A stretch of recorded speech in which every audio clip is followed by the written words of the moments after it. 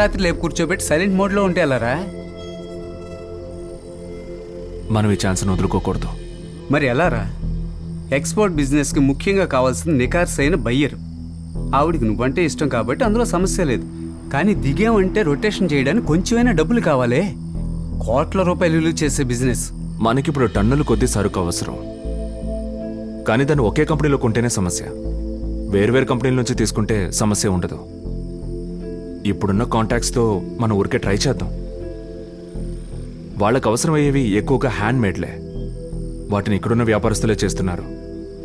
ఇప్పుడు చాలా తక్కువ డబ్బులిచ్చి బ్రోకర్లు వాళ్ళని మోసం చేస్తున్నారు. వాళ్ళకి ఎక్కువ డబ్బులిచ్చి మనం రప్పించుకోవాలి.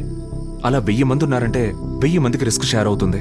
అంత రిస్క్ తీసుకోవడానికి వాళ్ళు మనల్ని నమ్ముతారంటావా? ఖచ్చితంగా. వాళ్ళకి లాభం వస్తుందని నమ్మకం కలిగితే రిస్క్ తీసుకుంటారు. వాళ్ళ నమ్మకమే మన ఫస్ట్ ఇన్వెస్ట్మెంట్. మేమేమీ పెద్ద ధనవంతులం కాదు. మీకు అడ్వాన్సులు ఇవ్వడానికో మెటీరియల్ కొనుక్కోవడానికో మా దగ్గర డబ్బులు లేవు. కానీ మీ కష్టం యొక్క విలువ ఏంటనేది మాకు తెలుసు. ఇప్పుడు మీకు ఇచ్చేదానికన్నా 2 ఇంతలు మేం మీకు ఇవ్వగలం. అది కూడా మిగతా కంపెనీలాగా 60 రోజుల్లోనో 90 రోజుల్లోనో కాదు, 30 రోజుల్లోనే మేము మీకు డబ్బులు ఇవ్వగలం. కానీ ఒకటి మాత్రం ఖచ్చితంగా చెప్పగలను, మేం మోసం చెయ్యం. నాకు మా నాన్నంటే దేవుడితో సమానం.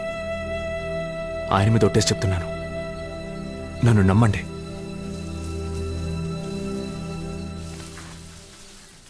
బాబు, నీ మీద నాకు నమ్మకం ఉంది. నేను రెడీ.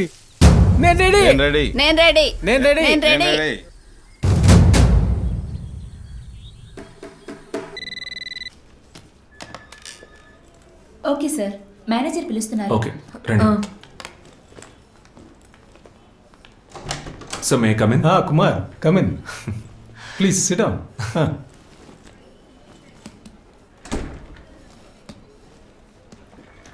అమౌంట్ అకౌంట్లో క్రెడిట్ అయింది.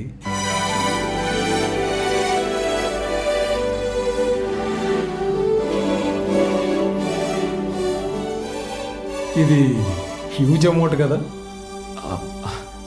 ఇది మా డబ్బు మాత్రమే కాదు సార్. మరి మమ్మల్ని నమ్మి మాతో పాటున్న చాలా మంది పేద పార్ట్నర్స్కి చేరాల్సిన డబ్బు సార్ ఇది. రే రే రే రే రే, నన్ను ఒక్కసారి పట్టుకోనేవరా? నన్ను ఒక్కసారి కిల్లు. ఇప్పుడు నమ్ముతావా? దీన్ని అందరికీ పంచిపెట్టేసి అర్జెంట్గా ఒక ప్లేస్కి వెళ్ళాలి.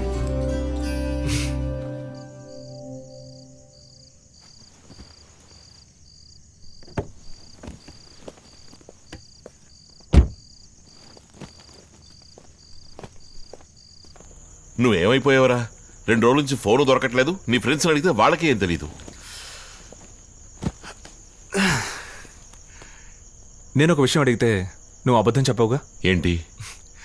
మన ఊరిని వదిలొచ్చాక నువ్వు ఒక్కసారి కూడా మన ఊరిని మిస్ అవ్వలేదా? అక్కడి ఊరి వాళ్ళు, ఉదయాన్నే వాకింగ్, ఫ్రెండ్స్, వీటన్నిటినీ. సరే, అది వదిలే.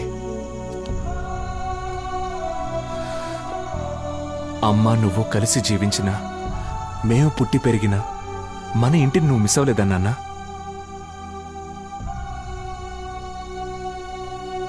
నువ్వు పోగొట్టుకున్నవన్నీ ఎంత ముఖ్యమైనవో నాకు ఇప్పుడు అర్థమైంది. వాటన్నిటినీ తీసుకురావడం నా వల్ల కాదు, కానీ మన ఇంటిని మాత్రం తిరిగి సంపాదించాను. మొదట్లో ఆ శామీ ఒప్పుకోలేదు. తర్వాత అతను అడిగిన డబ్బులిచ్చి నీ పేరు నా ఇంటిని రాయించాను.